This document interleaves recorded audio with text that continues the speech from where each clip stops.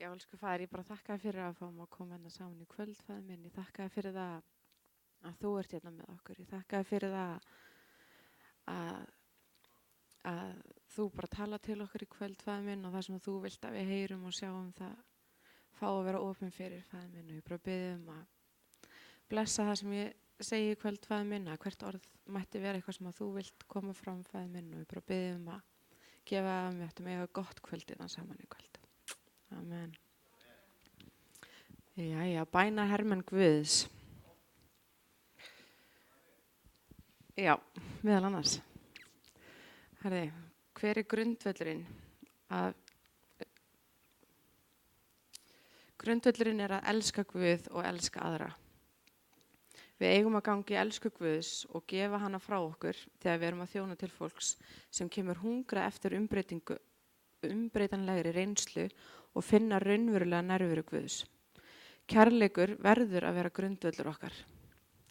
Og í Mattheus 22 stendur að hann svaraði honum: elska skalt þú drottinn Guð þinn af öllu hjarta þínu, allri sálu þinni og öllum huga þínum. Þetta hið æðsta og fremsta boðar. Annað þessu líkt, þú skalt elska náunga þinn eins og sjálfan þig. Þetta bara algjörlega númer 1, 2 og 3. Það bara þannig. Hver þessi sem við elskum? Það faðirinn, besta persónan sem þú munt nokkur tíman hitta. Hann skapari heimsins. Heilagur andi ráðgjafi okkar og huggari og Jesús frelsari okkar og læknir. Dásamlegt. Hérna nokkuð vers sem að hjálpa okkur að uppgöta hver Guð Jú, endilega, mæl með því. Já. Leiðinlegt. Hann gæti það, já.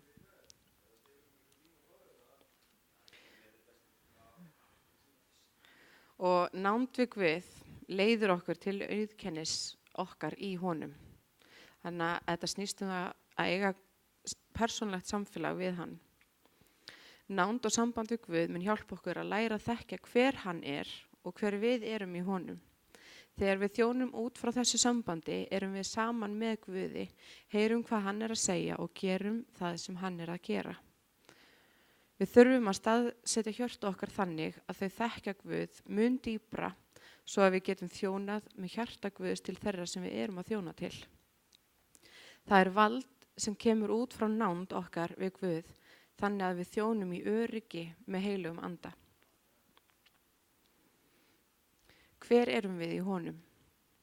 Okkar sérkenni, sjálfsvirði og öryggi kemur út frá því að vita að við erum synir og dætur, Guðs kölluð samkvæmt hans vilja. Það hver við erum, ekki hvað við gerum sem mikilvægt. Og Jóhannes 1 stendur að við erum börn Guðs. Við höfum fengið anda sem gefur okkur barnarétt og erum erfingjar með Kristi. Við erum ættleidd. Guð hefur útvalið okkur með áætlun og tilgang fyrir líf okkar. Það ekkert lítið. Við erum grædd við greinarnar í vinviðinum og þurfum að vera í stöðugu sambandi við vinviðin sem Jesú, þannig að líf geti flætt í gegnum okkur og viðborið ávöxt. Þannig virkar þetta að vera í sambandi við Guð að hann geti flætt í gegnum okkur. Og elska náungan eins og okkur sjálf. Kærleikur verður að vera grundvöllur okkar og undirstaða þjónustu okkar. Megi hann gefa yður af ríkdómi dýrðar sinnar og styrkja fyrir anda sinn að krafti hið innra með ykkur.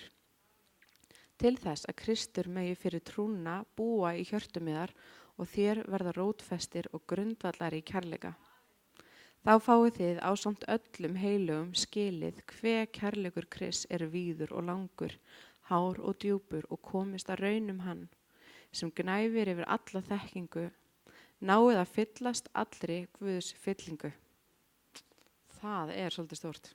Að fyllast allri Guðs fyllingu. Já.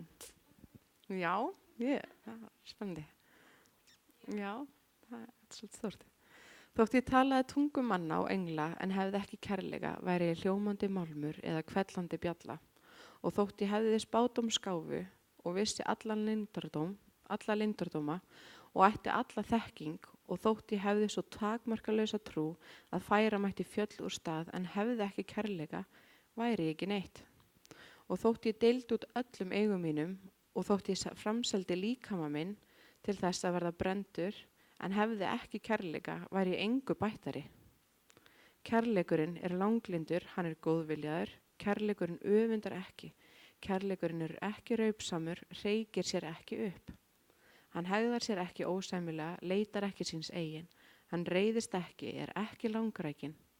Hann gleðst ekki yfir óréttvísinni en samgleðst sannleikanum. Hann breiðir yfir allt, trúir öllu, vonar allt, ber allt. Þetta er bara basically þjónustan okkar. Númer 1, 2, 3, kærleikur, kærleikur, kærleikur. Elska Guð, elska okkur sjálf og elska náungan. Kærleikur, kærleikur, kærleikur. Það er bara þannig. Elska ég þig. Með bróður kærleika, jú.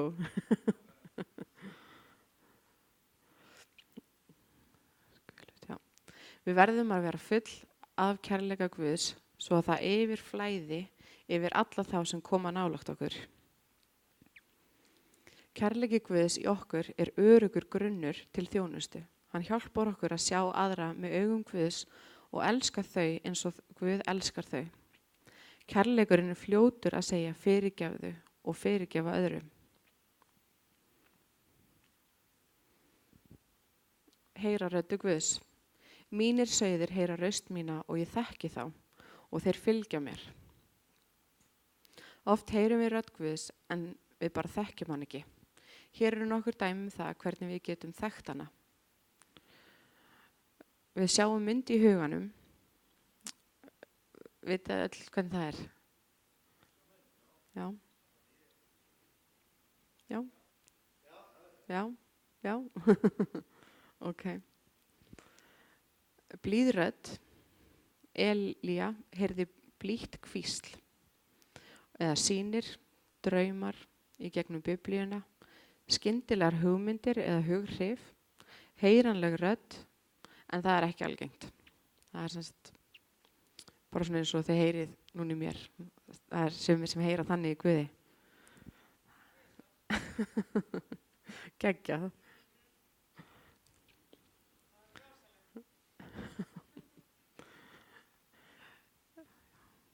Lærðu að þekkja röddu Guðs frá óvinarins röddu. Það er mjög mikilvægt að við vitum hver er að tala til okkar í huganum vegna þess að þetta er eitthvað sem að gerist oftast í huganum og þar eru líka barátturnar. Það getur þessar hugsanir sem við hugsum að oft finnst okkur kannski að þetta sé bara við eða það er stundum erfitt kannski að greina hver er að tala til okkar. Ok, en hérna er einföld leið til þess að greina þar á milli hvort þetta sé Satan eða heilagur andi. Og Satan, hann er ákærjandi, hann er andstæður og hann er legari og hann eyðileggur og hann sakfellir og hann er þjófur, stelur og hann er morðingi. Ok, þannig að Satan er bara neikvætt, neikvætt, neikvætt, neikvætt, neikvætt. Og hann er mjög flinkur legari. En heilagur andi, hann upplyftir, hann huggar og hann er að kenna okkur og hann skapar. Guðlegur kærleikur, hann læknar og hann gefur líf. Og einföld leið til þess að greina hvort þetta sé Guð eða óvinurinn er þetta að byggja mig upp? Er þetta að draga mig nær Guði? Er þetta að hjálpa mér að eiga gott samband við Guð? Eða er þetta að brjóta mig niður? Vegna þess að óvinurinn getur hann alveg tekið smá sannleika og sett fullt af lygi með og við tökum því öllu sem sannleika og oft getur það brotið okkur niður í staðinn fyrir að byggja okkur upp. Og svo ef við erum ekki viss hvort þetta séum við sjálf, alveg nei, þetta er gott til þess að vera satt. Ég meina, er það ekki þá bara allt í lagi? Er ekki þá bara Guð, er það ekki bara allt í lagi að við byggjum okkur upp? Nei, það ekki. Það hefði ég haldið. Og ef við erum að rífa okkur niður, þá myndi ég ekki segja að það væri okkar hugsanir. Þannig að Svakalegt. Verum nærgætin og hlýðin handleiðslu heilags anda. Hann gerir bara það sem hann sér faðirinn gera. Hann er okkar fyrirmynd. Fyrst andinn er líf vort, skulum við lifa í andanum. Þú munt bera meiri ávöxt ef þú biður samkvæmt því sem heilagur andi er að sýna þér frekar en því sem þú vilt að komi fram. Hver er heilagur andi? Áður en Jesú fór á krossinn, lofaði hann að senda okkur heilagan anda sem er ráðgjafi og andi sannleika til að búa í okkur og hjálpa okkur. Heilagur andi er andi sannleika, þess vegna vitum við hvort það sem við sjáum eða er tekið fram sé frá honum. Við þurfum stöðuglega að vera fyllt heilugum anda, þessi skipun einblínir á nána samband okkar við faðirinn. Við að vera fylltur andanum er lífverðni sem snýst að verja tíma okkar með Guði. Bíða eftir honum, hvílast í nærveru hans, bæði ein og með fleirum. Þegar við erum fyllt heilugum anda höfum við kraft. Það er bara þannig. Það er rosa erfitt að þjóna þegar við erum bara gjörsamlega bara eyðimörk. Eða jafnvel bara lítið, ég meina við þurfum ekki að vera eyðimörk. En maður finnur það strax að ef maður hefur ekki þetta yfirflæði, ef maður er ekki í sambandi við Guð, að þá er rosa erfitt að þjóna. Og það finnst rosa fljótt. Þjónustu hjartalag leiðtoga. Besta dæmið auðmýkt og þjónusturíkt hjartalag var Jesús. Guð skapari heimsins steig niður til jarðar til að verða maður og varð fullkomin fórn fyrir syndir okkar. Krossin er ennþá mikilvægur. Jesús sýndi líka þjónustulund þegar hann þvoði fætur lærisveinanna. Að þjóna, eða ministering, þetta er nefnilega kom þarna nokkrum sinnum. Íslenska þýðingin er alltaf að þjóna, þannig að ég set enska inn í sviga. Að þjóna til fólks er að þjóna þeim. Þetta er eins og að þvo óhreinleika lífsins í burtu. Við eigum að afneita stolti. Guð hafnar þeim stoltu en gefur náð þeim auðmýktu. Við erum kölluð til að heiðra hvort annað. Hluti af því að heiðra er að köllun okkar til að vernda og virða, value, eða setja virði á fólk, og að virða það, respekt, hugsa eða uppörfa, blessa, hugga, styrkja og byggja upp þá sem koma til að fá blessun frá heilugum anda. Er þetta ekki bara nákvæmlega það sem við vorum að tala það sem heilagur andi gerir? Hann virðir og verndar og hugsar okkur, uppörvar og blessar, huggar og styrkir, byggir upp. Allt upp á 10. Við eigum að þjóna fólki með því að þjóna til þeirra með hjarta föðurins og hlusta á handleiðslu heilags anda. Það er það sem skiptir máli, að við heyrum röddu Guðs og heyrum hvaða hjarta hans er til þeirra sem við erum að þjóna til. Karakterinn okkar. Grundvöllið í orðinu. Sterk biblíuþekking er nauðsynleg fyrir reynslu okkar með Guði og þjónustu. Við verðum að vera grundvöllið í orðinu. Vita nákvæmlega hvað sannleikur er, þannig að við vitum hvað er lygi og hvað er ekki satt. Og hvernig helgum við okkur? Liðsmenn, eða þeir sem eru í fyrirbæn, verða að vera opni fyrir því að taka móti eins og að gefa þjónustu ef þeir eiga að geta þjónað og talað út frá yfirflæði hjartans.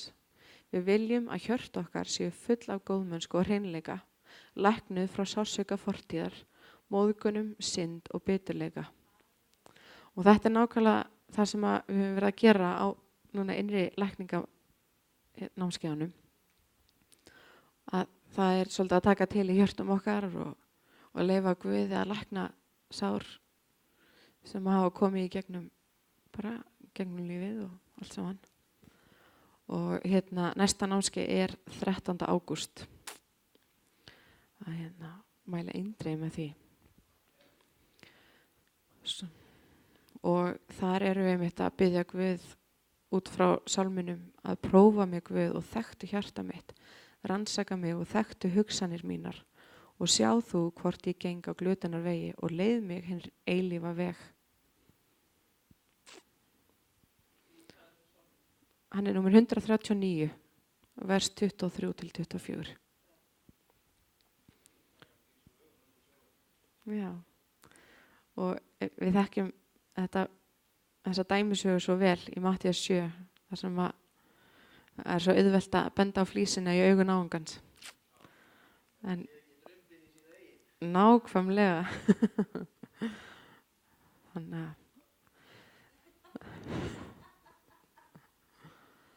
þess vegna er svo mikilvægt að stöðugt vera að rannsaka og leyfa Guð að prófa hjarta hans, og góð leið til þess að gera það er að fara einmitt á svona námskeið og taka tíma, og vegna þess að oft sjáum við ekki allt. Sjáum ekki alltaf það sem að kannski er að gerast í hjarta okkar, en svo þegar við förum á svona námskeið þá erum við mynd á, já, byrju, já, þarna er, já, svona, já. Við höldum kannski að við séum bara að ganga á greinni grein og allt í góðu, og svo er eitthvað að fara að grassera hjarta okkar. Við viljum það ekkert. Helst ekki. Við verðum að ganga í gegnum einhverja lækningu í hjarta okkar áður en við getum verið í fyrirbænaþjónustunni og sækjast eftir því að halda áfram að lækna hjartasárin. Vegna þess að ég veit allan fyrir mig að þótt að ég hafi farið nokkru sinnum í gegnum þetta námskeið, að þá er alveg ennþá fullt sem ég get tekið til. að það halda alltaf áfram og getum alltaf orðið betri og betri. Þar sem við höfum fengið lækningu og verið hugguð, höfum við trú og vald fyrir aðra til að verða læknaðir og huggaðir. Við fáum ákveðin sigur yfir þeim svæðum þar sem að Guð hefur læknað okkur og styrt. Og að ganga í fyrirgefningunni.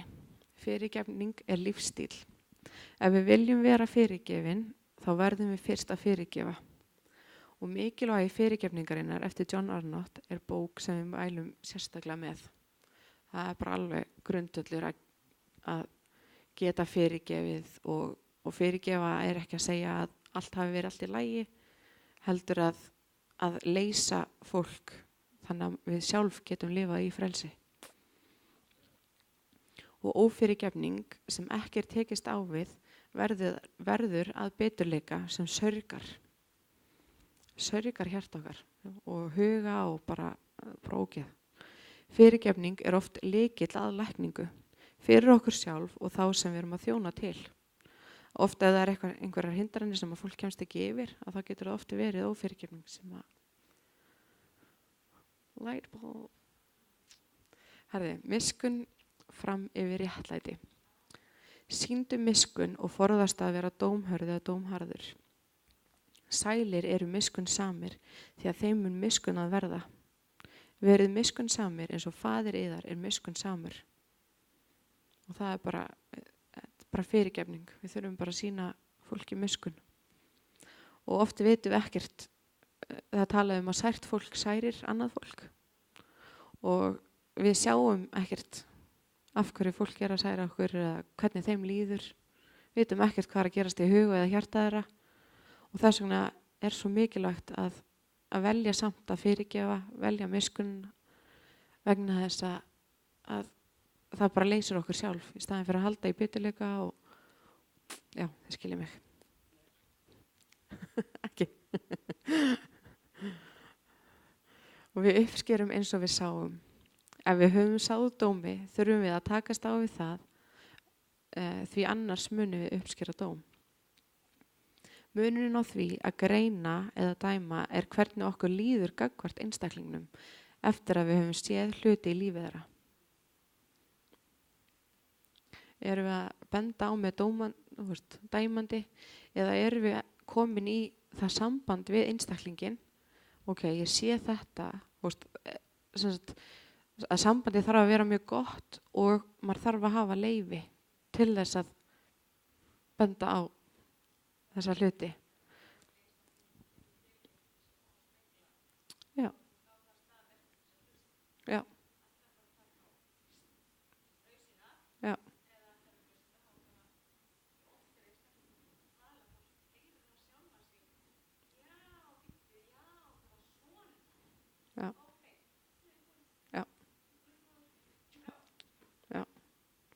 nákvæmlega. Og meðtækileg og ábyrg, að hafa hjartalag sem er tilbúið til að læra. Við þurfum að vera meðtækileg. Við erum öll í ferlinu og þurfum hvatningu hvort frá öðru til að sækjast eftir lækningu. Og það er rosalega mikilvægt að við erum annarkvort í heimahóp eða höfum einhvern sem að þekkir okkur mjög vel, sem að við treystum og sem við erum tilbúin til að leyfa tali inn í líf okkar. Og við erum vitur ef við erum meðtækilega og opin fyrir leiðréttingu. Liðið verður að vera opið fyrir leiðréttingu í þjónustunni, sem sagt fyrir bænaþjónustu. Við þurfum að vera opin fyrir leiðréttingu í þjónustunni og vilju til að treysta greiningu og ákvörðunum leiðtogana. Við þurfum að geta treyst leiðtoganum okkar og leiðtogarnir okkar eru alls ekki fullkomnir, en þeir bera ábyrgð á okkur. Það er ekkert innan gæsalappa, en að já, það er okkar hagur að treysta þeim. Og vertu í sambandi eða samfélagi. Við höfum vald vegna þess að við erum undir leiðtogum. Og Guð treystur okkur fyrir valdi sem við eigum að stýra með auðmýkt. Þetta er ekki spurning um stjórnun, heldur í samhengi við kærleika, uppörfun og virðingu. Við þurfum á leiðtoga að halda til að halda okkur á línunni og vernda okkur. Það er ekki öruggt að vera einsýns liðs. Já, enn og aftur mikilvægi heimahóps og að treysta leiðtogunum vegna þess að þeir vilja að besta fyrir okkur. Herði, þá ætla að taka smá pási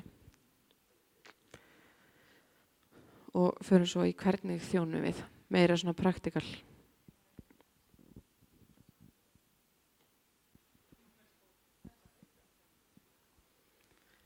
Jæja, herði, nú förum við svolítið meira í hvernig þjónum við. Og í Jesaja 61, þar stendur, já, ég hef ekki að lesa það bara, ég ætla nú.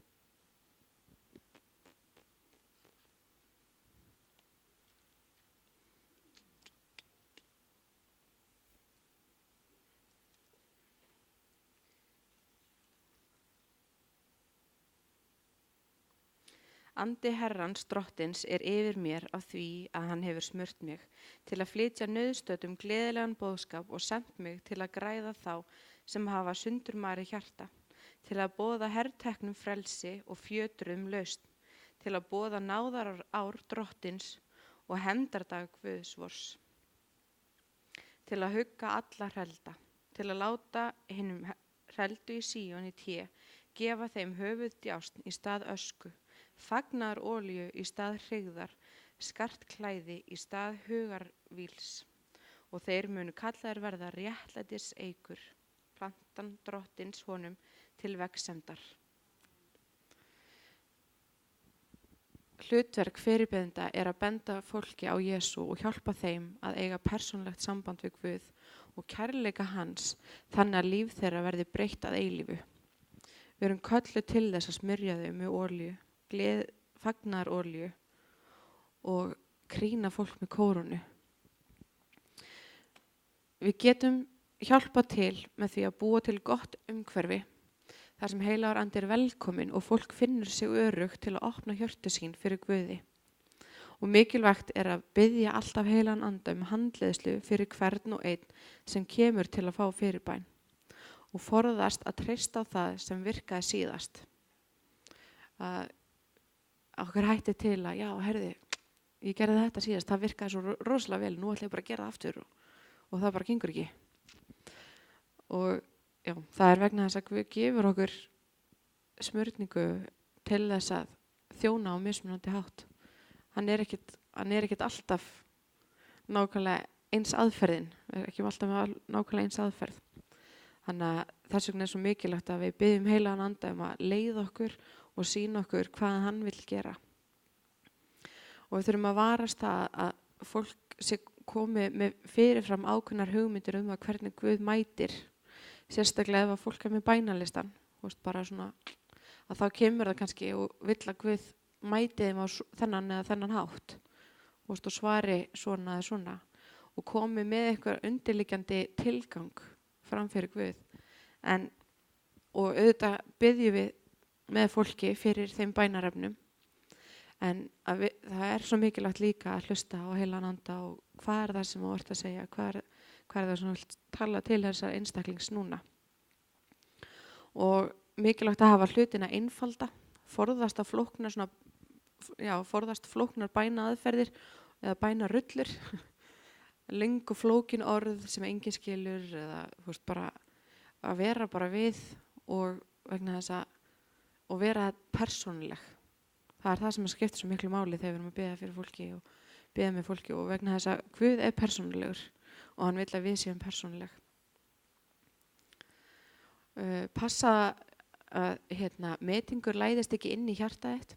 Ef þeir sem eru í kringu þig er að detta í gólfi eða líta út fyrir að vera eitthvað rosa mikið að gerast, að þá er rosalega mikilvægt að við séum örugg í Kristi og munum það að þetta snýst ekki hvað við erum æðislega og frábær og full af heilugum anda og það er ekkert alltaf það sem að sést utan á okkur hvernig, hvað heilagur andi er að gera. Þannig að passa það að við séum ekki að meta okkur, metast við það sem er í kringum okkur. Og ef þú veist ekki hvað þú átt að gera, að þá er gott að biðja bara blessunarbæn. Ef það er einstaklingur sem kemur og veist ekki almennilega hvernig þú átt að biðja, bara byrja að biðja Guð að blessa einstaklingin og lyfta honum upp vegna þess að við vitum að það er Guðs hjarta. Guð vill að við séum uppörvandi og við lyftum einstaklingnum hærra og nær honum. Já. Aldrei að gefa í skyn að einstaklingurinn sem þú ert að biðja fyrir geti ekki tekið við því eða sé að neita því sem heilagur andi hefur fyrir þig. Vertu einstaklingur trúar eða vera jákvæð og trúa því að Guð vill svara og Guð er hérna og við vitum það. En að stundum þurfum við að segja einstaklinginu að þetta er allt í lagi, heilagur andi er hérna. Og ef fólk finnst eins og það sé ekki að upplifa neitt, hjálpa þeim að horfa inn á við og útskýra að þetta snýst ekki það sem við sjáum að utan, manifestations, heldur er þetta hjarta okkar sem skiptir máli. Og fullvissa það að Guð elskar þau af öllu hjarta og hann þráir að þekkja þau náið. Hann stendur við það sem hann hefur lofað.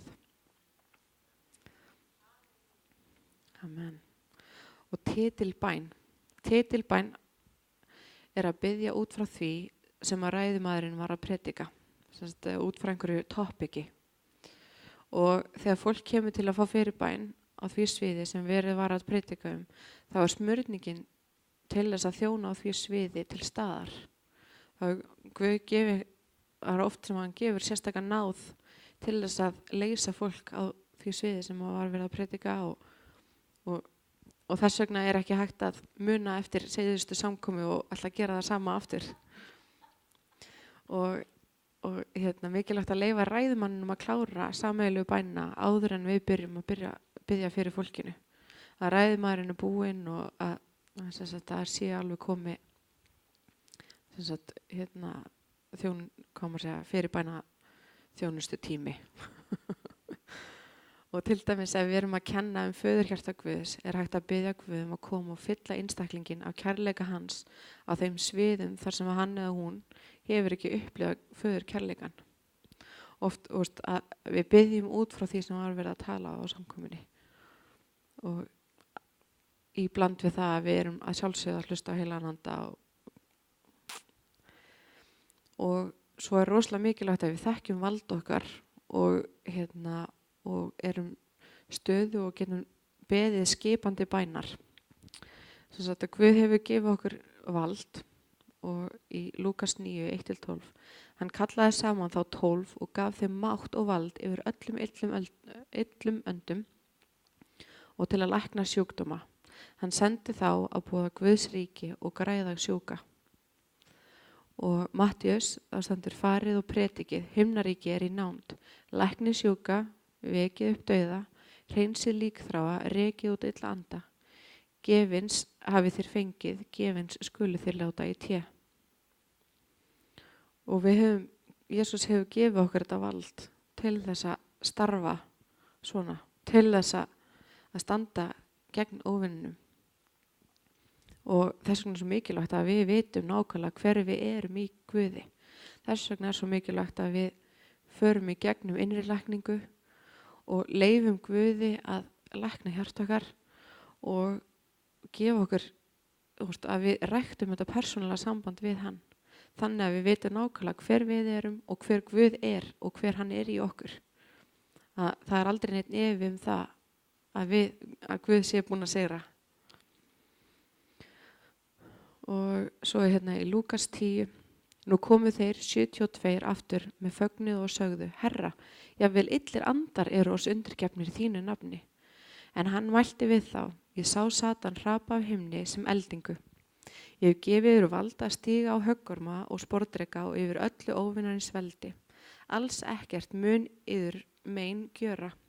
Gleðjist samt ekki af því að andarnir eru yður undirgefnir. Gleðjist öllu heldur af hinu að nöfn yðar eru skráð í himninu. Á sömu stundu varð hann glaður í heilugum anda og sagði: Ég vegsama þig, Faðir, Herra himins og jarðar, að þú hefur hulið þetta spekingum og hyggindamönnum en opinbera það smælingum. Já, Faðir, svo var þér þóknanlegt. Ekki hræðast að nota það vald sem að þér hefur verið gefið. Með því að þekkja vald þitt getur þú beðið skipandi bænar. Við þurfum ekki að verja mál okkar frammi fyrir Guði. Við erum að deila heilugum anda með manneskjum sem eru að taka á móti. Komdu, heilagur andi. Eldur Guðs komdu. Meira drottinn. Ríki Guðs verði hér. Vilji Guðs verði hér. Eru dæmi svona skipandi bænar. Við biðjum skipandi bæna í eldgöngum. Sem að allir vita hvað er. Ég var aldrei heyrt Fire Channel.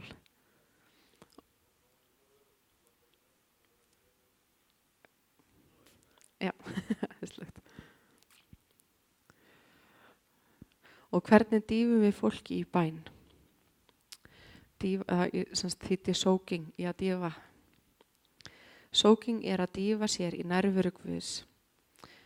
Og er einfaldlega að koma til föður Guðs án bænalistans og undirliggjandi tilefna. Þetta er tími til að hvíla og vera hljóður í kærleiksörmum hans. Við róum okkur niður og einblínum á Jesú. Það hjálpar að biðja hann að koma og vera nálægur. Og soaking tekur okkur dýpra inn í nærveru hans og blæs nýju lífi í anda okkar. Hversu dásamlegt er það? Erum við ekki alltaf að sóka?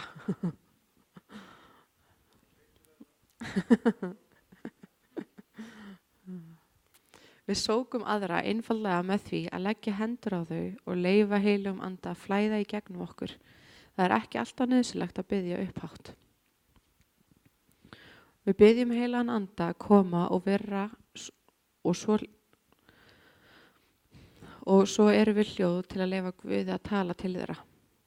Þannig að við erum að biðja upphátt fyrir fólki sem eru að bara í nærveru Guðs og taka inn, að þá mikilvægt að bara leyfa Guði að tala til þeirra, tala til hjarta þeirra og þess vegna er bara gott að biðja bara kotta heilagur andi og þess vegna er ekkert mikilvægt ofta að tala, eða segja það upphátt þótt að við séum að biðja bara hljótt þannig erum við að sóka fólk. Bara í rauninni erum við að standa með þeim. Við erum bara, nærvera Guðs sem við berum, erum við að deila með þeim. Og við getum deilt spádómlegri uppörfun en að vera stuttorð og vera hljóð svo aftur.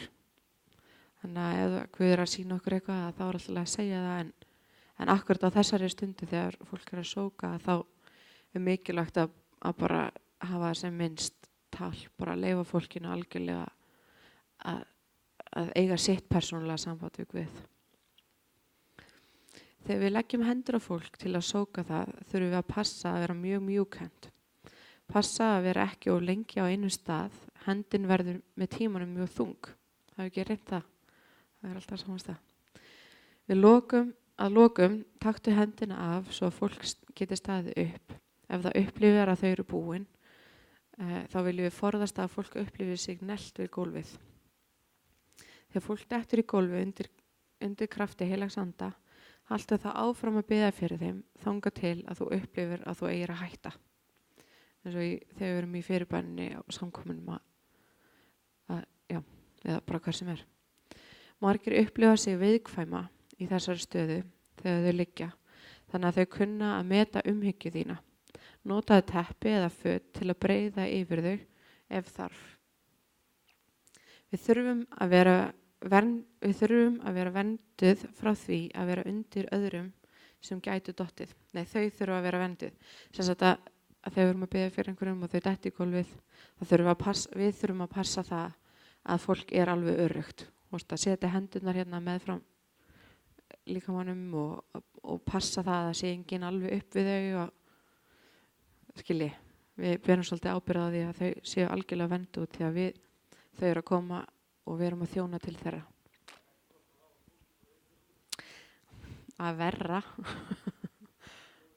Já, og næsti. Og svo er lækningabæn.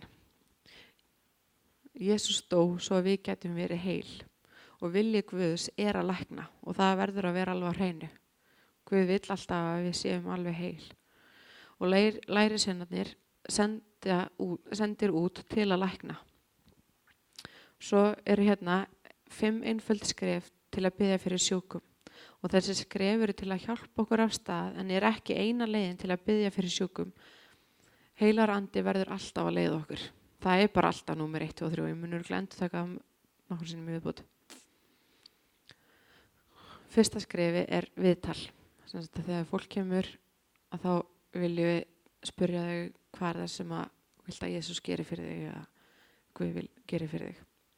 Og við spyrjum til nafns og svo spyrjum við hvað þau vilja bæn fyrir og hvað er að ásamt tilheyrandi upplýsingum. Við þurfum að vita svolítið hvað er það sem þú vilt að við biðjum fyrir og hverjum var það að kenna, hvað var það sem var að gerast, af hverju í þessum kringustæðum sem við erum að biðja inn í. Og svo er annars skrefið það er ástæðan, af hverju er einstaklingurinn í þessum kringustæðum. Og við erum að treysta heilugum anda til að sýna okkur hvert megin vandamáli er sem hann er að takast á við. Að þegar við erum að tala við fólki og í rauninni að taka í viðtal, að þá erum við að spyrja hvað er að gerast og þau nefna mismunandi ástæður eða er að tala um kringustæðurnar. Og já, þá er mikilvægt að við heyrum hvað heilaranda er að segja og að við biðjum inn í réttar kringustæður og við finnum lykilinn að lækningunni. Og við treystum heilum anda til að sýna hvert megin vandamáli er svo til að takast á við hvort sem það er líkamlegt fyrirgefning eða frelsun, deliverance. Það gæti verið líkamleg lækning, innri lækning, gæti verið að takast á við biturleika eða ófyrirgefningu eða iðrast fyrir synd sem er í lífi þeirra eða frelsun frá illum öndum. 3. skrefið er svo bænin. Hvernig á ég að hjálpa? Biðdu heilan anda um visku. Og í Markus 7:31 stendur meira. Legðu hendur á viðeigandi stað og fylgstu með manneskjunni á meðan þú biður með opin augu. Og það er rosalega mikilvægt að við biðjum með opin augu. Þú gætir þurft að biðja þau um fyrirgefningu. Þú gætir þurft að biðja þau um að fyrirgefa einhverjum eða jafnvel sjálfum sér. Þú gætir þurft að hafna anda sjúkleika og bresta. Skipað veikleikanum og verknum að fara. Þarna kemur inn í að við þekkjum veld okkar. Að við getum sagt bara veikleikanum, þú átt ekki heima hérna og það hefur engan rétt hérna og við stöndum í Jesú nafni út með þig. Láttu einstaklingin biðja fyrir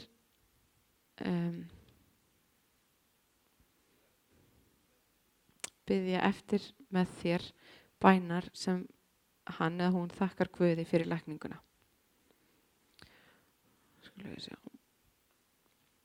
Og þá er við þurfum að meta hvað er að gerast og við þurfum að halda áfram að hlusta á heilan anda og spurja manneskinu hvað hún er að upplifa, hvort við þurfum að halda áfram að biðja eða hver staðan er, fá það hana til að gera það sem hún gat ekki gert áður og spurðu hversu miklu betur þeim líður, hvort þetta sé 50% bæting eða 70 eða 30 eða, og það hjálpar okkur líka svolítið að þurfum að biðja aðeins lengur. En svo er líka mikilvægt að einmitt eins og ég sagði áðan að fólk upplifi ekki eins og Guð sé ekki að svara þeim, heldur getur þetta oft tekið tíma og þá þurfum við að segja þeim, þetta er alltaf lagi, Guð vill lækna þig og þetta geti tekið tíma. Að fólk upplifi ekki höfnun, heldur að það geti farið hérna uppurvað og það er ennþá samt með þá fullussu að Guð vill lækna þau og ég held að það sé oft rosalega mikilvægt. Og 5. skrefið er leiðbeiningar eftir bænina. Segðu einstaklingnum hvað þú varst að gera í bæninni og það sem þú getur haldið áfram að gera. Þú gætir þurft að hvetja þig til að standa í trú ef einkennin koma aftur og uppörfa einstaklingin ef lækningin átti sér ekki stað strax að stundum tekur þetta tíma. Bæn fyrir innri lækningu. Þótt að við viljum að fyrirbeðendur okkar séu vel lærðir í innri lækningu, ráðgjöf og frelsun, að þá er það oftast ekki viðeigandi að þjóna þannig beint til fólks á samkomum. Þau þurfa að fara til fagaðila. Og það er bara einhvern veginn, kringumstæðurnar eru ekki oft réttar á svona almenningssamkomum. Sérstaklega til þess að takast á við djúp vandamál. En auðvitað, það kemur alltaf eitthvað upp og einstaklingarnir, það er alltaf eitthvað, eða það getum alltaf lent í því að fólk er að upplifa bara lækningu á þessum sviðum. Þannig að þess vegna er mikilvægt að við kunnum samt að bregðast við rétt og að og ef heilagur andi er að starfa á þessum sviðum þá þurfum við að vera tilbúin til þess að takast á við það. Þú gætir rekist á einhvern sem er að losa djúpan sársauka. Hlutverk okkar er að beina sársaukanum út að heilagum anda. Hlutverk okkar er að beina sársaukanum út og að heilagum anda inn til að fylla í tómarúmið sem sársaukin skildi eftir sig. Við þurfum að vera nærgætin og stuðningsrík með pappír í hendinni og blessa það sem Guð er að gera. Ef þið festast, gætir þú þurft að hjálpa þeim að fyrirgefa einhverjum. Og hérna eru einföld bæn sem gott er að kunna, sem leysir flestar kringumstæður. Og þá biðjum við þau að biðja eftir okkur. Og ef vill einhver skrifa þetta niður að taka mynd af þessu eða sjáu þetta. Ok. Já. Getum rettað því? Já. Ég get líka bara screenshota þetta og setja þetta inn á hópinn. Það er ekki bra. Gerið það.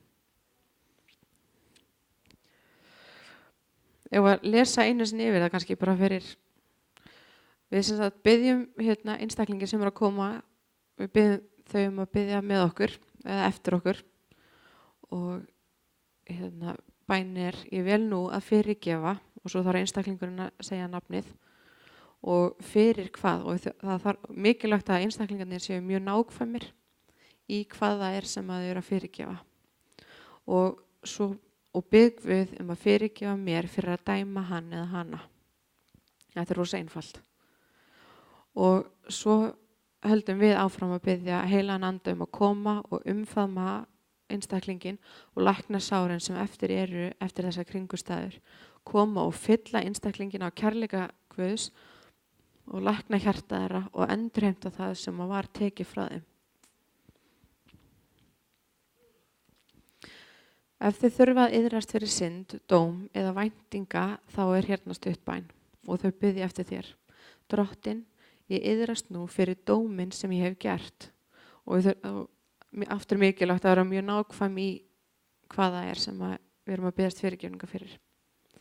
og ég afsala mér væntingu bitra róta sem afleiðing dóms míns.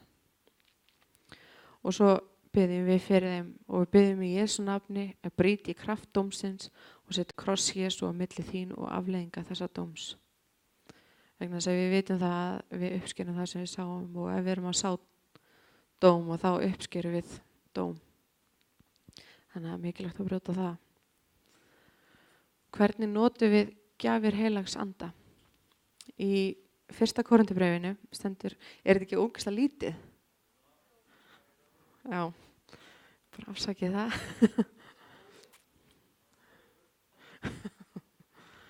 Andinn opinberast í sérhverjum til þess sem gagnlegt er. Einum fyrir andan gefið að mæla af speki, öðrum að mæla af þekkingu í krafti sama anda. Hinn sami andi veitir einum trú og öðrum lækningagáfu og öðrum kraft til að framkvæma undur. Einn fær spádómsgáfu, annar hæfileika að greina anda, einn að tala á tungum og annar að útleggja tungutal. Og í 1. Korinthubréfi 14. kafla þá stendur keppið eftir kærleikanum, sækist eftir gáfum andans en engum eftir spádómsgáfu. Og Páll listir gjafir andans ásamt gjöfum opinberunar, vísdómsorð, þekkingarorð, spádómsorð og greiningu andans. Og keppumst eftir gjöfum andans á meðan við erum að þjóna. Þær muni hjálpa þér að þjóna mun skilvirkara. Það er alltaf skemmtilega að þjóna með heilugum anda.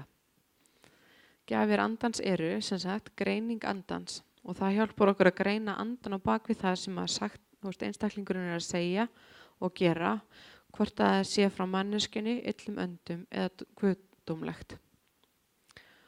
Og þekkingarorð, yfirnáttúrulegar opinberanir á staðrindum fólk eða kringumstæður sem þú myndir ekki vita annars.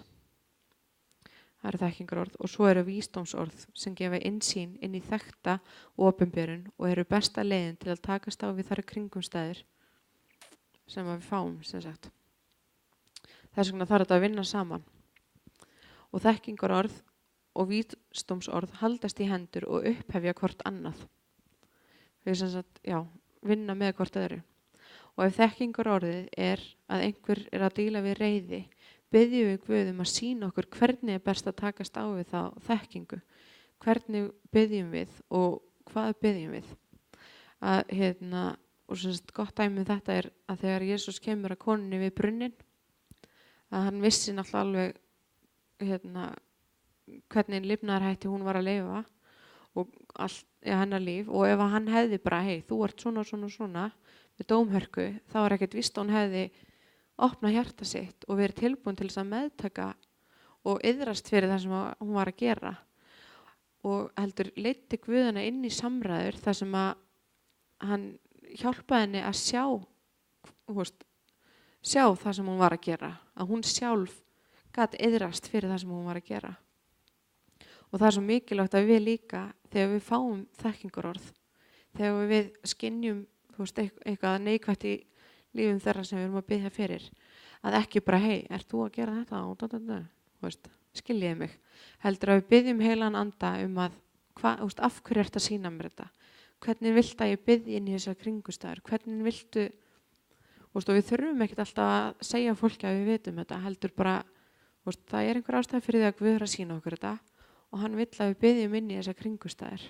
Annars væri hann ekki að biðja okkur, sýna okkur þetta. Og við þurfum að vera rosalega næm og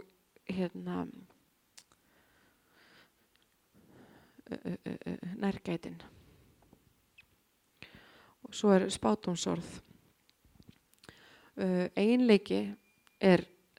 Spádómsorð eiginleiki sem Guð hefur gefið okkur til að meðtaka og deila skilaboðum frá hjarta hans til annara. Spádómsorð í rauninu bara Guð að tala í gegnum okkur til annara. Og við getum öll spáð og við erum hvött til að sækjast eftir spádómsgáfunni. Spádómar okkar eru í mólum. Þess að við sjáum ekki alla myndina, heldur sjáum við hluta og Guð sér náttúrulega alltaf heildarmyndina en við sjáum alltaf bara hluta. og hafið í huga 3 hluti: spádóma, opinberun, túlkun og framkvæmd, og nauðsynlegt greini þar á milli. Við þurfum að vita hvað við eigum að gera við þessi spádómsorð sem við fáum. Tilgangur spádómsorða að hvetja og uppörva aðra. Það er bara alltaf, þetta er í gegnum allt saman, það er bara kærleikurinn, og við þurfum að, heilagur andi vill bara að við hvetjum hvort annað. Hann vill bara að við tökum utan hvort annað, vegna þess að það er eina leiðin til þess að fólk, ég allan að veit með mig að ég bregst illa við það ef ég fæ dómhörku, og það hjálpar mér mikið betur að fá það í gegnum kærleika. Skiljið mig? Eru þið öll sofandi? Nei. Ok.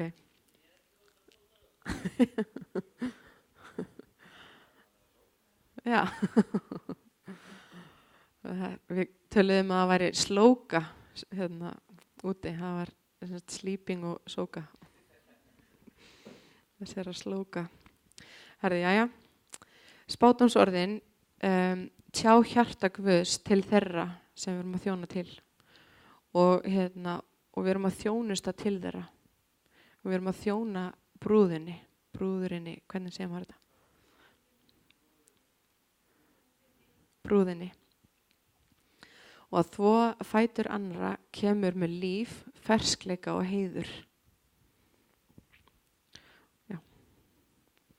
Viðmið hvernig gott er að gefa spádómsorð á samkomu.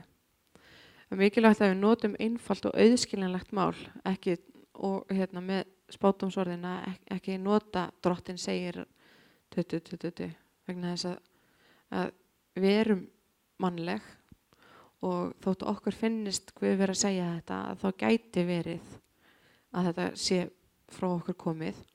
En þess vegna er svo mikilvægt að við rannsökum líka orðið sem við erum að segja. Er þetta uppörvandi? Er þetta uppbyggjandi? Erum við að hvetja fólk eða ekki? Og ef þetta er ekki uppörvandi og uppbyggjandi, þá er þetta ekki eitthvað sem við viljum segja. Og það er allt í lagi að spyrja spurninga eða það er eitthvað sem við erum ekki viss með. Og manifestations, sjáanleg nærvera Guðs, sannreinir ekki spádómsorðið. Þannig að ef við erum hristumst öll eða eitthvað, þýðir ekki endilega að það sé orð frá Guði. Eða, já. Það er alltaf hjartað. Ef þú skynjar að það sé einhver synd í lífi þeirra sem þú ert að þjóna til, áttu ekki undir nokkrum kringumstæðum að benda á það. Haltu þig við uppörvun, uppbyggingu og hvatningu. Og vinsamlegast engar dagsetningar, spádóma maka eða börn, þar sem við vitum ekki hvort að manneskjan geti vegið og metið orðin sem við erum að gefa þeim. Og þetta er bara rosalega góð þum að putta regla að bara sleppa þessu. Ekki koma með neinar nákvæmar dagsetningar eða makar eða börn. Það er bara láta það alveg vera. Þótt okkur við finnist að við fáum það, þá bara sleppa ég að segja. Þegar, já. Já. Já, þá er ok, já. Þá er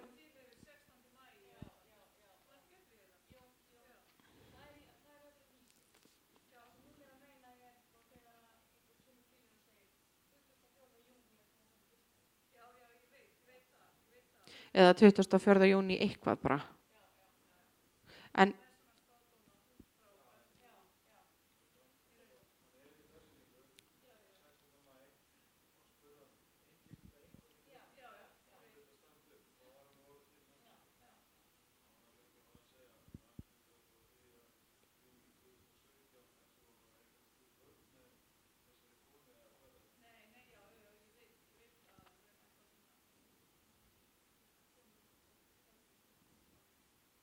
ok, þá var hann að spyrja sem sagt bara, er einhver sem að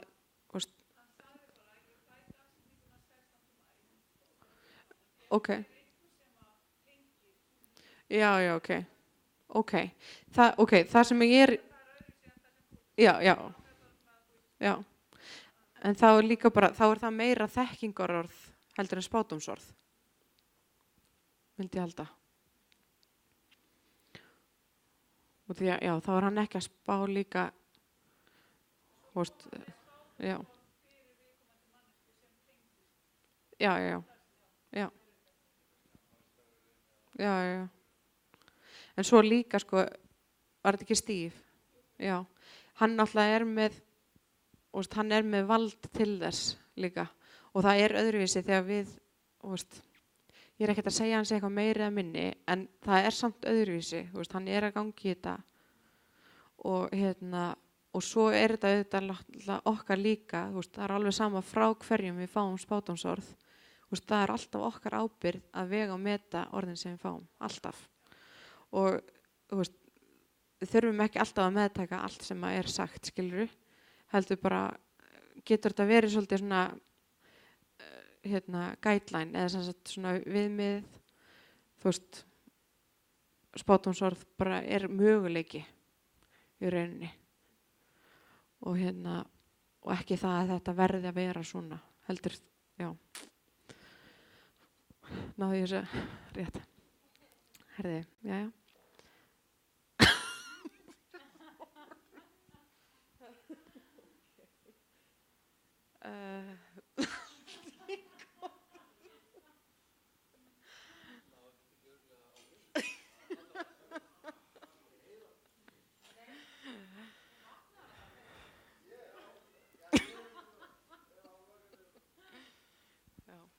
Þegar við erum með flæði andans, leyfum við þá spádómslegri hvatningu sannleikans að flæða út frá bæn.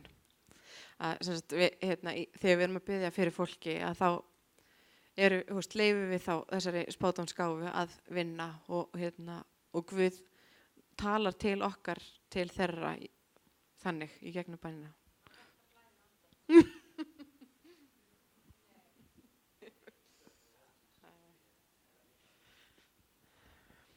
Það er mjög mikilvægt að við biðjum út frá sannleika Biblíunnar og það er eins með, með spádómsorðin.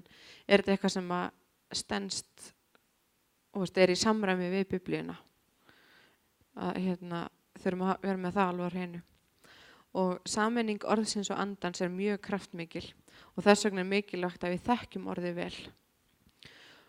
Við getum beðið beint út frá Biblíunu og þess vegna er erfitt að gera það rangt vegna þess að Biblían er sannleikur og ef við erum að biðja beint út frá Biblíunni þá erum við að biðja sannleika inn í allan kringumstæður og það er, það bara er ekkert sterkara en það.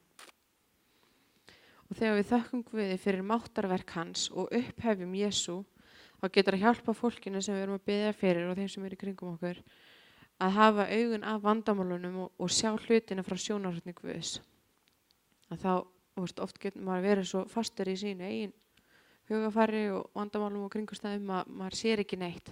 Það er svona svo gott að vera fleiri og þá er hægt að koma svolítið út úr kringumstæðunum og sjá Guð.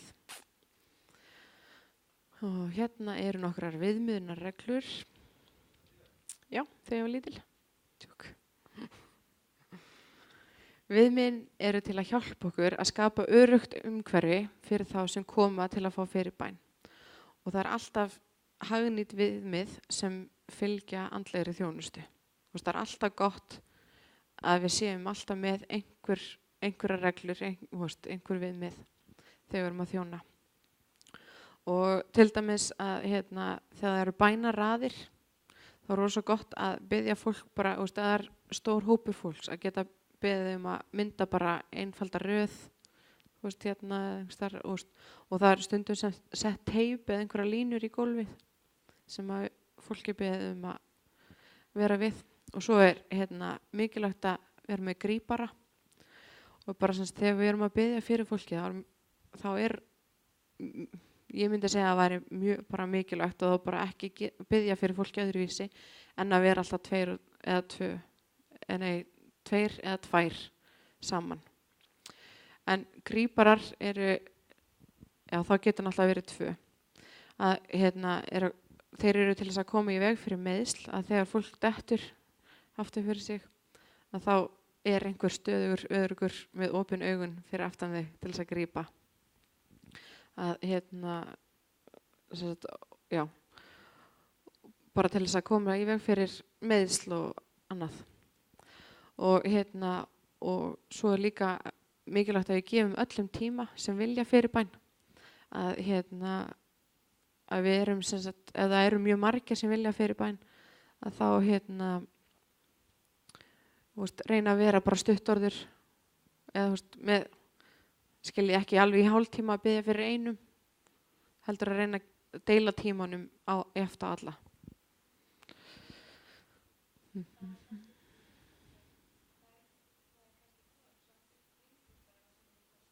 Þarftu að biðja lengur? Já. En svo líka svo hægt að kannski ef maður fer bara svolítið fljótt yfir, skilurðu, en þá hægt að fara líka tilbaka. Ef að fólk ennþá að Já. Þú metur alltaf kringumstæðurnar, skilurðu, eðlilega. En maður þarf samt svolítið að vera svona opinn fyrir því að það alveg fullt af fólki sem á eftir að fá fyrirbæn og við erum bara 4 eða eitthvað. Ég get ekki verið bara í klukkutíma með eina mannesku. Og svo líka það að við treystum heilugum anda til þess að hann getur verið að þjóna áfram þótt að við séum farin. Miklu. Og við getum deilt hjarta Guðs með því hvernig við komum við fólk. Við þurfum að vera mjög nærgætin og vitur með það hvað Guð vill gera. Og muna að við viljum heiðra og virða þá sem koma og fá fyrirbæn. Og venjulega snertu fólk bara á ennið eða á kollinn og öxlum og efra baki, höndum eða fótum. Það eru einu staðinni sem í lagi. Og svo og engar óviðeigandi snertingar. No-go svæði eða bara svæði sem maður fer ekki á eiginlega frá öxlum framan og niður á hné.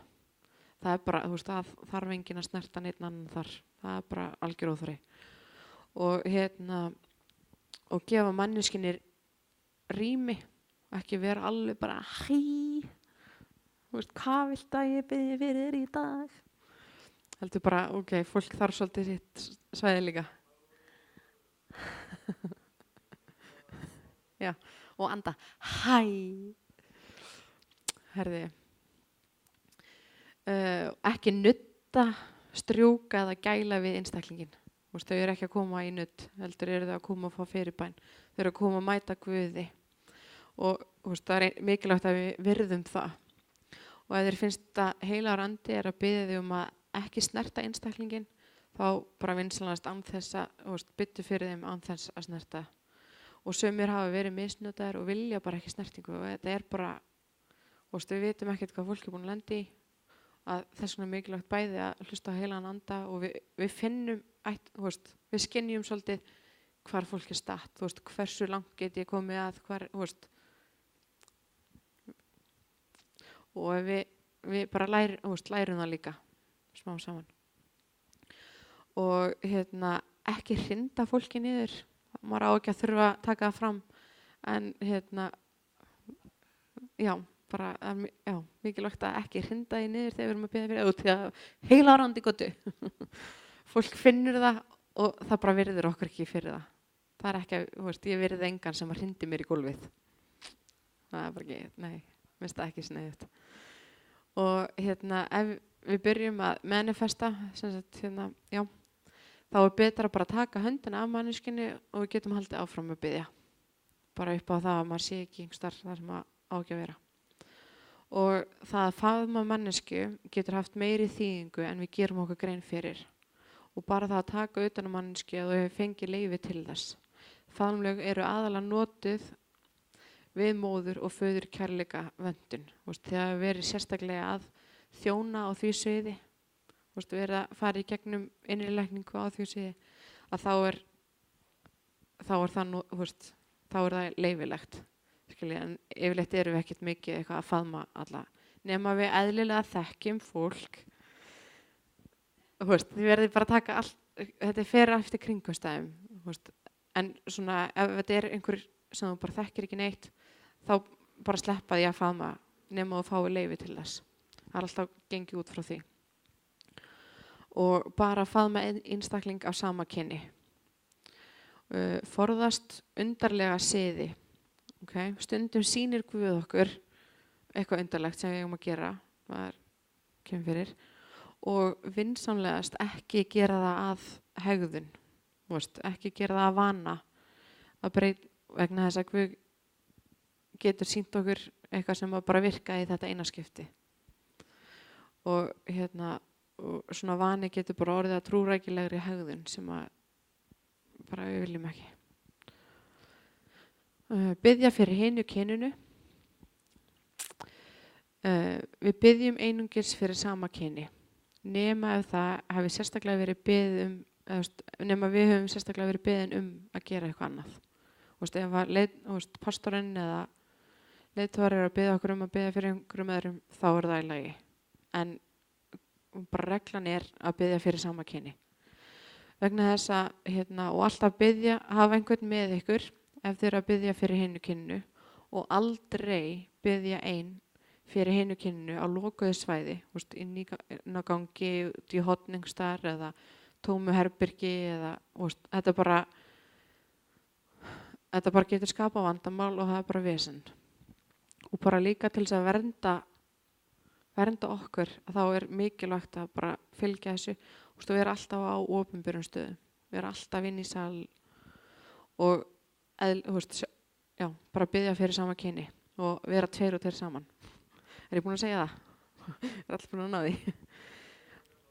Nei, vera 2 og 2 saman, sama kyni, biðja fyrir sama kyn. Þetta er bara ándjóksamt. Þetta er eitthvað sem að manni finnst pínu kjánlegt að segja, en það, svo oft hef ég séð þetta ekki vera gert. Og það er bara óþarfi að vera að reyna fara inn einhver hættusvæði. Og vera vitur og átt okkur á því að það er verið að vernda ykkur og þeir sem við erum að biðja fyrir og það geta komið upp mögulegar freistingar eða bara óguðleg tengsl sem við bara viljum ekki þegar við erum að biðja fyrir fólki.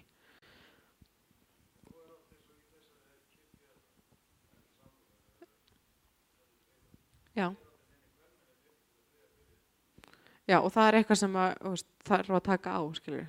Og þess vegna er náttúrulega þessi námskeið og þyrfti að vera, skilur, bara fast hverjir eru í fyrirbænaþjónustu þennan sunnudag. Vegna þess, út af því að þetta er svo mikilvægt. Og ef það kemur upp svo staða að þú þarft að biðja fyrir hinu kyninu, þá er mikilvægt að það séu 2 allavega saman. Bæði upp á það að þá ertu með vitni hvað var sagt og hvað var gert, upp á það að það kom ekki neinar falsar ásakanir. Og halda sér líka við það bara, að þú ert að biðja fyrir hinu kyninu, þú þarft ekki alltaf að snerta alla sem þú ert að biðja fyrir. Það er bara, þarft þess ekki. Og ef þú vilt það, þá kannski hendurnar, það er yfirleitt safe, eða bara ekki. En alltaf að vera 2 og 2 saman. Bara, reyna að fylgja þessu eins vel og hægt er. Þurfum að læra að leyfa heilum anda að flæða í gegnum ykkur af krafti. Að bera kraft heilags anda og að geta leyft því að flæða í gegnum okkur. Það er það sem við viljum, vegna þess að við viljum heldur ekki vera bara að gefa af okkur, heldur viljum við vera líka að starfa í krafti. Og mikilvægt að biðja með augun opin. Heiðar til að koma þessi.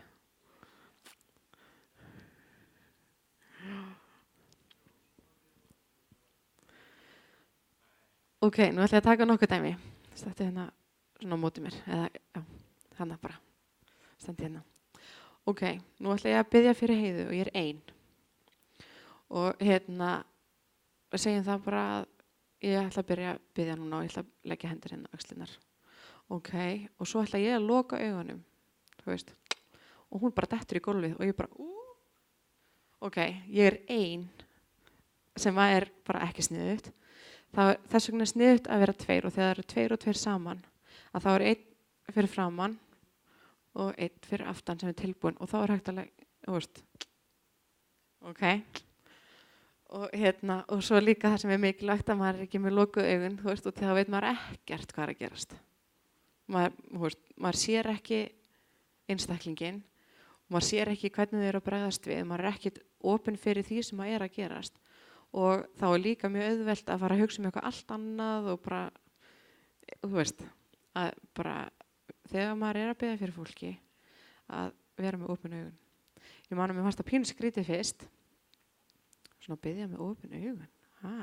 Nei, að tengjast Guði þannig. Hvað er það að tala um? En það lærist og það er ekkert mál. Já, takk fyrir. Já.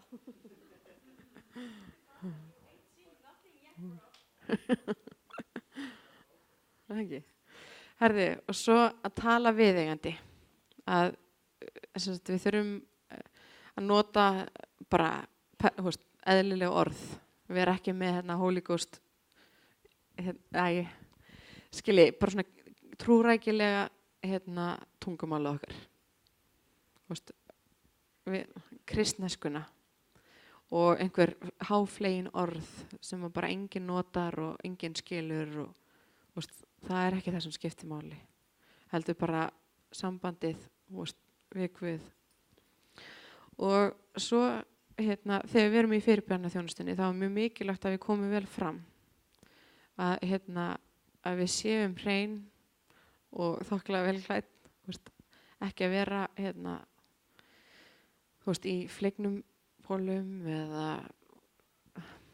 já, ég veit ekki alveg, á ég að segja allt að með buxurnar fyrir neðan rass eða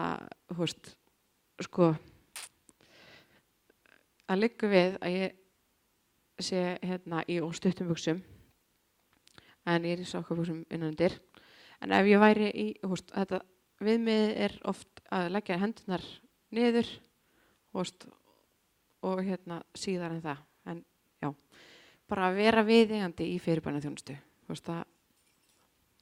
og svo er einstaklingar sem geta komið sem eru viðkvæmir fyrir lykt þannig þurfum líka svolítið að passa að vera ekki með of sterka lykt og góð viðmið að vera alltaf með smynd eða tyggjó eða eitthvað já, smynd ekki vera já, ég heyra hvað það er að segja við því að það er heldur ekki að vera sniðugt en maður vil samt heldur ekki vera alveg bara heilaðarandi koti og fyllt hana og manneskjan bara getur ekki einbeitt sér út því að maður er svo andfúll það er ekki voða skemmtilegt þannig að þetta er fyllt af svona smáatriðum sem við þurfum að hafa í huga bara að passa að já og svo þegar fyrirbænaþjónustan er búin að þá er mjög mikilvægt að þeir sem voru í fyrirbæninni að þeir biðji fyrir hvort öðru að við förum fyllt og bara algjörlega hrein bara, og ekki taka neitt og tökum ekki neitt á okkur frá fólkinu sem við vorum að biðja fyrir og bara gefa sér smá tími í það. Þá er þetta bara komið á samkomunni, já. Að þeir sem eru í fyrirbænaþjónustunni, það er gott að koma aðeins fyrir samkomu, geta, eins og hérna þá, hýst inn í bænahúsi, herbyggi segja, biðja fyrir hvort öðru, biðja Guð bara að vernda og varðveita og passa bara, að allir séu tilbúnir, að klæða sig bara í herrklæðin. Rosa mikilvægt og svo að þarf maður líka svolítið að vera vakandi, er einhver sem að bæði að biðja fyrir þeim sem eru að koma til fyrirbænar og svo ef það eru rosalega margir sem eru að koma fram að þá líka gott stundum að biðja bara fyrir hvort öðru á meðan verið að biðja.